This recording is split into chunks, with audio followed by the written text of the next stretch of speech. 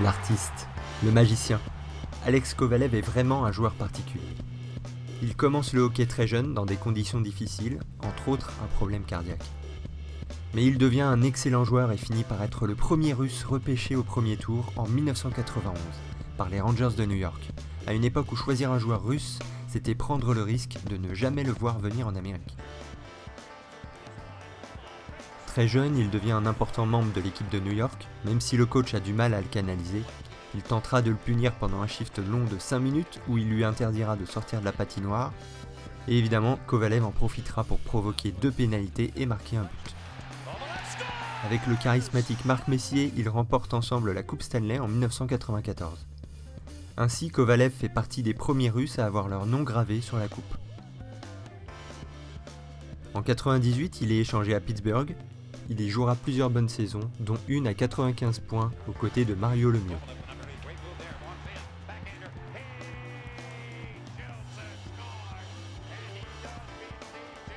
Il refait un tour chez les Rangers, puis arrive à Montréal juste avant le lockout de 2004.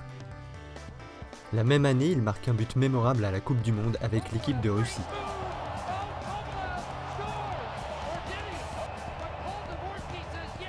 Les fans des Canadiens adorent sa technique, sa vision du jeu et acceptent ses défauts, car Kovalev n'est pas un joueur toujours facile à coacher.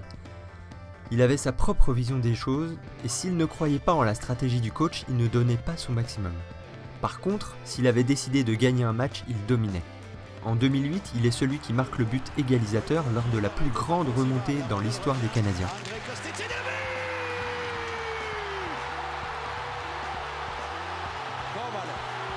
L'équipe gagne au tir au but contre les Rangers de New York après avoir rattrapé un déficit de 5-0. Un effort collectif mémorable auquel participait aussi Christo Baluet.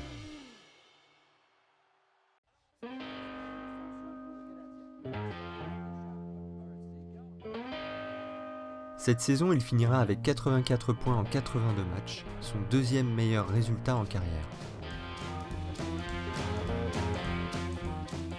La saison suivante n'est pas ordinaire.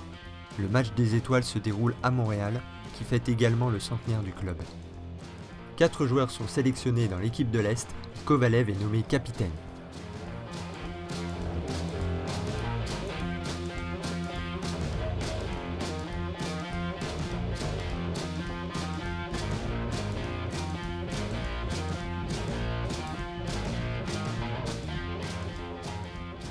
Ce soir, il démontre toute l'étendue de son talent et termine avec 3 buts en comptant celui des tirs de barrage. Il est évidemment nommé MVP du match, une soirée que ni lui ni les fans n'oublieront. Après ce moment et bien d'autres, Kovalev était adoré par la foule. Si bien qu'en 2009, quand les Canadiens décident de retirer leur offre de contrat, des fans vont manifester devant la patinoire après une pétition signée par des milliers de personnes pour le garder à Montréal. Ça ne suffira pas. Kovy signe à Ottawa, il y jouera son meilleur match en marquant 5 points, 4 buts et une assist. Mais c'est bien la fin de sa carrière. Lui qui voulait jouer jusqu'à 50 ans est tout de même allé jusqu'à 40. Mais il regrettera toujours que ce ne soit pas fini à Montréal. Il termine avec plus de 1000 points en saison NHL, 100 points en play-off, une coupe Stanley et plusieurs médailles avec la Russie, dont la médaille d'or aux Jeux Olympiques. Il finira sa carrière de joueur en Suisse en aidant le petit club de Viège à gagner un titre. Alex Kovalev était un personnage attachant. Sa passion pour le hockey se voyait dans sa manière d'appréhender le jeu. La beauté du geste était aussi importante que les résultats finaux. Il fait partie des plus grands joueurs qui sont passés à Montréal dans les années 2000 et l'un des favoris de la foule qui se souviendra de lui pour longtemps.